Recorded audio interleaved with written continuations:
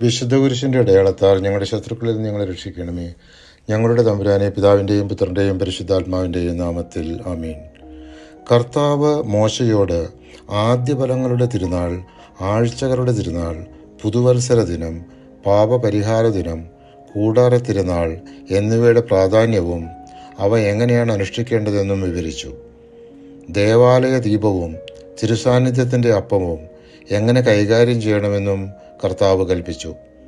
ദൈവദൂഷണത്തിനുള്ള ശിക്ഷ, പ്രതികാരത്തിൻ്റെ നിയമങ്ങൾ എന്നിവയും കർത്താവ് മോശയോട് അരുളി ചെയ്തു.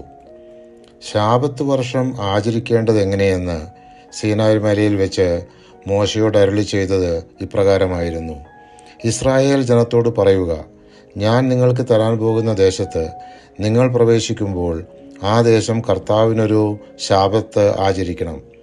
6 വർഷം നീ നിന്റെ നിലം വിതയ്ക്കുകയും മുന്തിരിവള്ളി വെട്ടിയൊരുക്കി ബലമെടുക്കുകയും ചെയ്യുക. എന്നാൽ 7-ാം വർഷം ദേശത്തിന് വിശ്രമത്തിനുള്ള കർത്താവിൻ്റെ ശാബത്തായിരിക്കും. ആ വർഷം നിലം വിതയ്ക്കുകയോ മുന്തിരിവള്ളി മുറിക്കുകയോ ചെയ്യരുത്. ലേവ്യർ 25-ാം അധ്യായം 2 മുതൽ 4 വരെയുള്ള തിരുവചനങ്ങൾ. 7 ശാബത്ത് വർഷങ്ങൾ, അതായത് 49 വർഷങ്ങൾ കഴിഞ്ഞതിന് ശേഷം വരുന്ന വർഷം, അതായത് 50-ാം വർഷം ജൂബിലി വർഷമായി ആചരിക്കണമെന്നും കർത്താവ് മോശയോട് വിവരിച്ചു. 50-ാം വർഷം നിങ്ങൾക്ക് ജൂബിലി വർഷമായിരിക്കണം. ആ വർഷം വിതയ്ക്കുകയോ ഭൂമിയിൽ താനെ വളരുന്നവ കൊയ്യുകയോ മുറിക്കാത്ത മുന്തിരിവള്ളിയിലെ ഫലങ്ങൾ ശേഖരിക്കുകയോ അരുത്. എന്തെന്നാൽ അത് ജൂബിലി വർഷമാണ്. അത് നിങ്ങൾക്ക് വിശുദ്ധമായിരിക്കണം.